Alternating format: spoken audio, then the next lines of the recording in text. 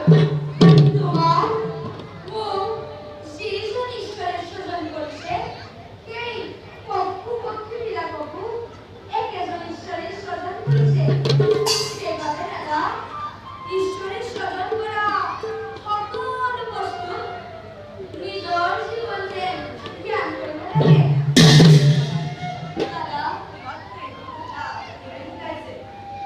দাদা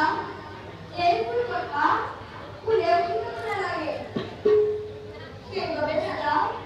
ঈশ্বরক চিন্তা কৰিবলৈ শিক্ষা লোৱা হয়তো না ঈশ্বৰক চিন্তা কৰিবলৈ প্ৰথমতে কি শিক্ষা গ্ৰহণ কৰিব লাগে জগত কৰ্তা ঈশ্বৰক চিন্তা কৰিবলৈ তেওঁ অনন্ত মহিমা কীৰ্তন কৰিব লাগিব কাৰণ হৰিনামৰ বাহিৰে জগতত কোনো বস্তুৱে হৰিক চিন্তা কৰিব